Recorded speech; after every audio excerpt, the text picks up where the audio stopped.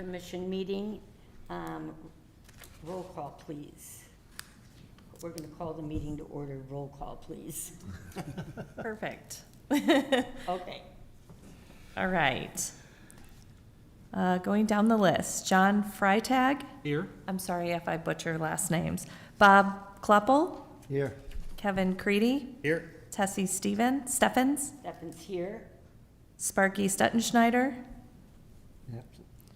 absent. Russell Valmert, Here. Jeannie Miller-Wood, absent. Dave Waymeyer, Here. Betty Werner, Here. Gavin Woolley, Here. Jeff Packey, Here. Tim Pepsel. Here.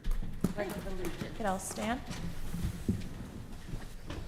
Pledge allegiance. To the flag of the United States of America and to the republic for which it stands, one nation, under God, indivisible, with liberty and justice for all.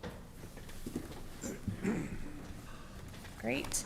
I believe the minutes were sent out from the June 11th meeting, so we need to get approval for those. I'll make a motion to approve. Second. Okay, I got Gav. All in favor? Aye. Any opposed? Bob, thank you. Park and Recreation's Director report, given by our new Park Director, Lori Rice. Thanks.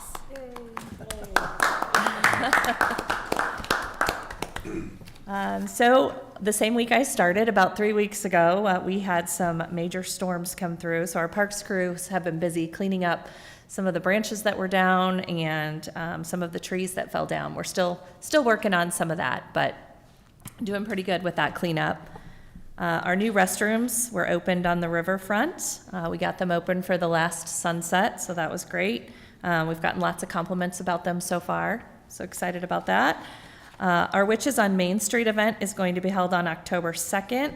We currently have about 150-ish tickets sold. Last year we sold about 410, but everybody is saying that we should be on track for that this year again. Our pool is closed for the season, but we did hold our doggy dip on September 2nd. We had 25 dogs there that day.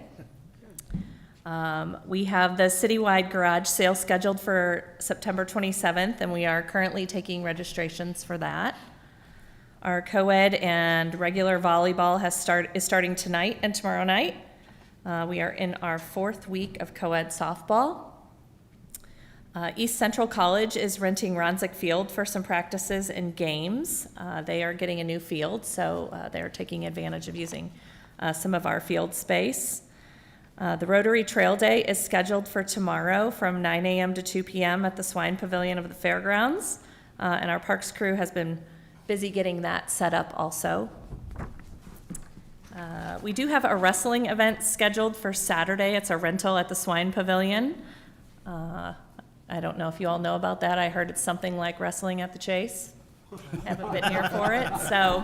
What's it, wrestling at the swine? You're Yeah, too young to wrestling at remember the Swine wrestling at the Pavilion. Chase. And then on October 4th, we do have another rental, a monster truck event that will be at the fairgrounds. Oxfest is scheduled for the fairgrounds for Saturday, September 20th.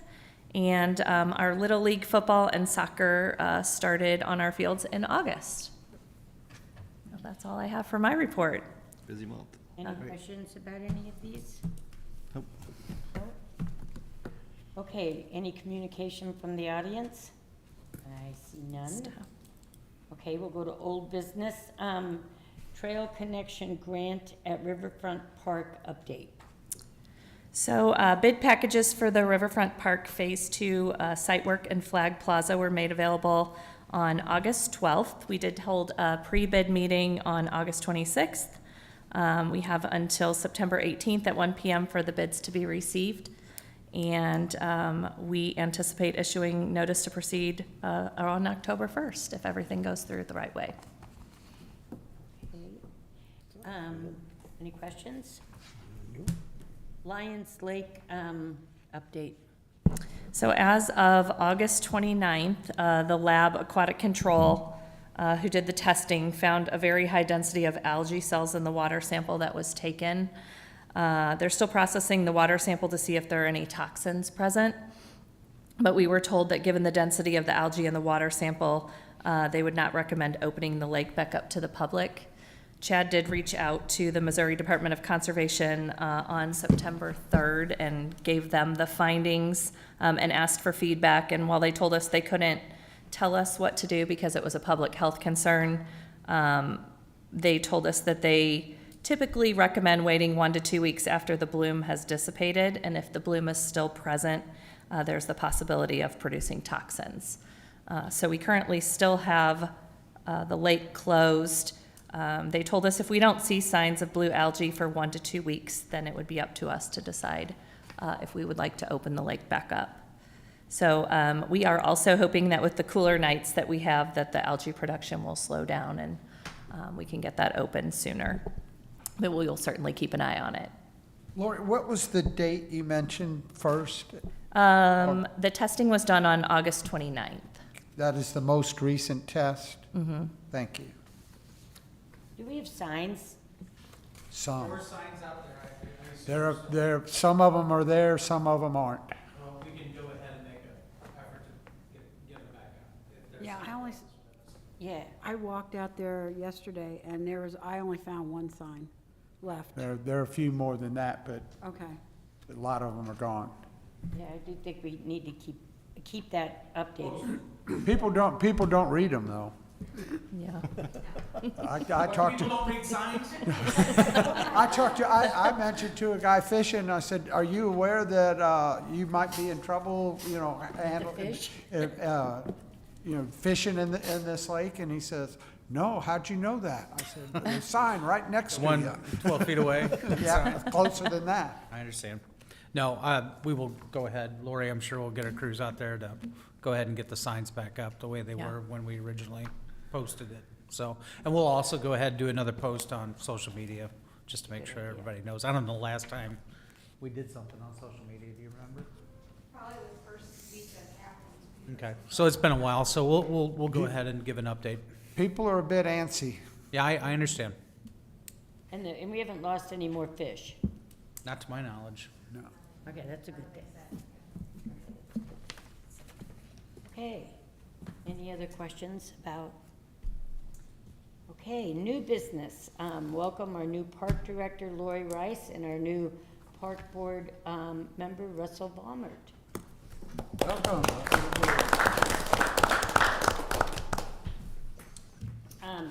Master plan update.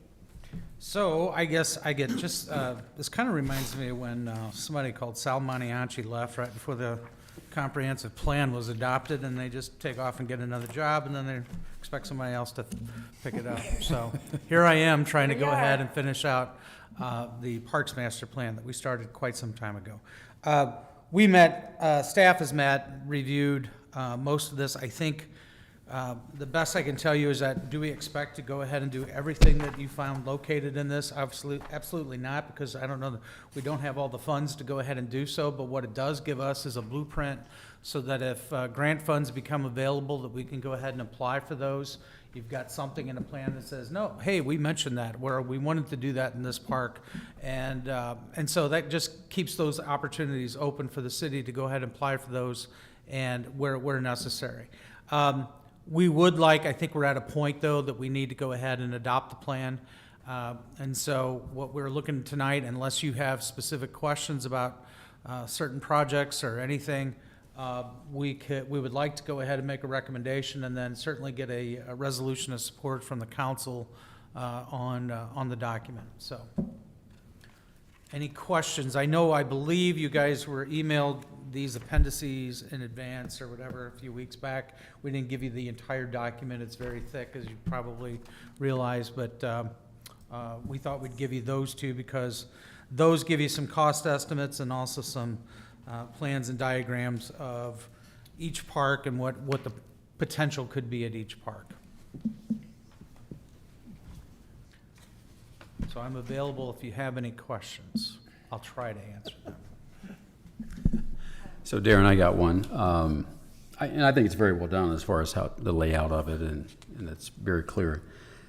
Did you mention or not that, is this a 10-year vision, 15-year vision? I think they kind of went out 20 years, which is a little bit far in advance for my Yeah. personal taste, because things could change so much in between Right. that time. But I mean, most of the stuff I feel that we can look at, it's more like an 8 to 10 year type thing. I will say the only, if we're able to go ahead and get the renewal of the capital improvement sales tax, we do have a list of projects. Some of them are definitely in this plan that Right. we could go ahead and get funded, but the rest of it is just kind of unfunded wishes that we'd like to see done within the park. But it is, I think some aspects of it go that far out, but I think it's unrealistic once you get past 10 years, in my opinion. I mean, but I agree, sure. It's a good plan. I like it.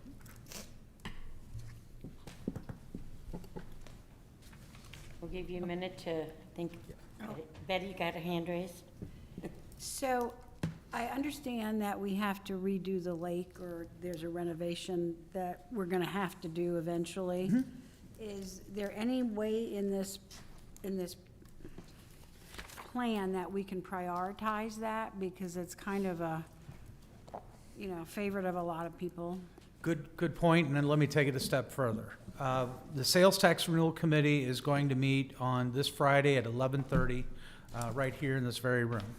One of the items that we've got mentioned on that list, we have provided them with a list, just like I think we talked to you several months ago and gave you a suggested list of projects to go ahead and consider. We've added that in light of the fact of our problems. We have added that to go ahead and be a focus, hopefully, and that won't, but we haven't presented that to that committee yet up to date. But we plan on doing that on Friday and give a ballpark of what we're looking at possible, what we could go ahead and do. Chad gave some early estimates, and I know it sounds like just a big round number, but it was like $1 million to go ahead and do the lake, and even add some amenities, maybe some fishing piers, some additional things that we don't have today that we would certainly like to go ahead and add. So I think, and it came also, I will say, some of those committee members have even asked, hey, is this a project that we can go ahead and add? So I think it is a priority of the committee, but it'll be first discussed with them this Friday. Okay. Thank you. So with no further questions, I'm assuming, I think we need to vote on a resolution to send this on to council that we agree with what is being proposed, but with the lake project being added or included or worked in somewhere, if that is. We can add that to the letter. Okay, if that is agreeable. Make that motion. I have a motion from Bob, and I need a second. I'll second. I have a second from Kevin, all in favor? Aye. Aye. Any opposed? Okay, There you go. 18 months worth of work just approved. Very good.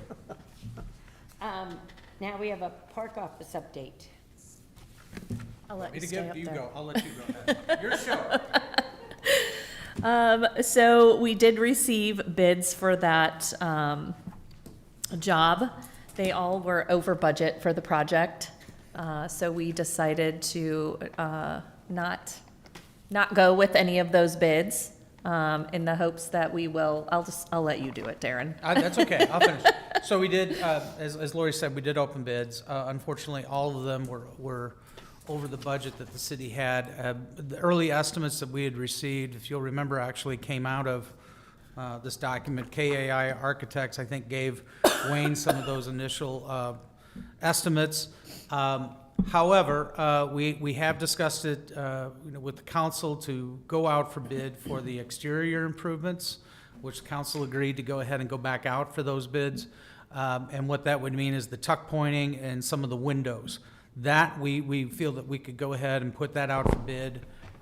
We do have enough funds budgeted this year that would cover at least that, and you'd get that work done prior to the pool. What the concern was having that work done while the pool was open, and that would cause problems or disturbance with the pool, and so we certainly didn't want to do that. So we could get that much work done. Then you could take a look at early next summer, late spring, you could take a look at going out and finishing the job in hopefully next summer. So it'd have to go out to bid again. Would have to go out for bid again for the interior renovations, yes. And where do those additional funds come from? Well, what you could do is we could look at possibly the capital improvement sales tax, look back, see how much more funds we have, if we have any left over from some of the other projects that are still out there, or a combination of that. If the tax is renewed, then you could look at using some of those funds from the new tax towards finishing out that renovation. I think you're only talking about, I mean, the lowest bid we had for everything was, and this was even with I think our park staff doing concrete work in front of the building, was $570,000, and we had a little over 400 budgeted.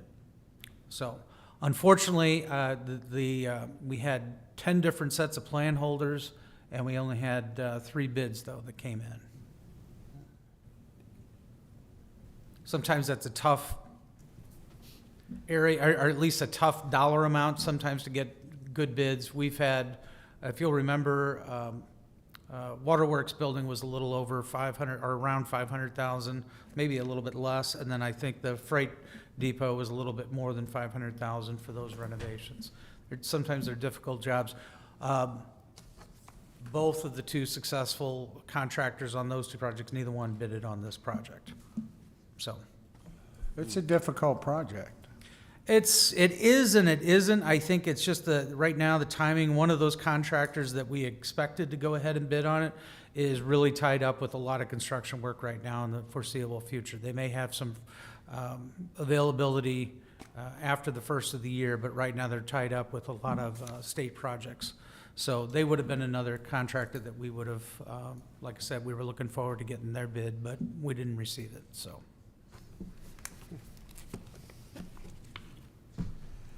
Well, at least we can begin to get the outside. Yes, done. I think that's what we're trying to go ahead and do, is just get moving forward with that and getting that done, like I said, while the pool is closed, so.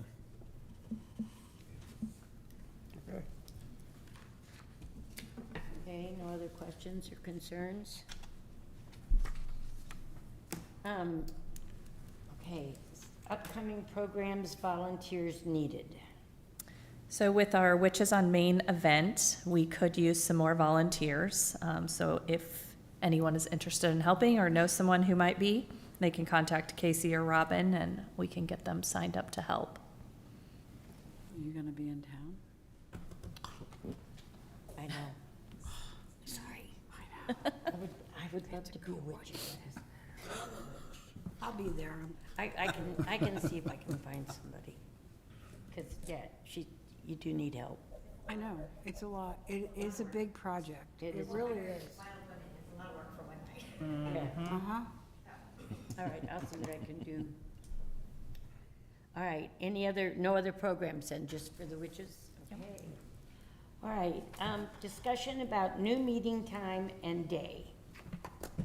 So one of the things that we wanted to do is talk to everyone and see if there is a better day or time for us to meet.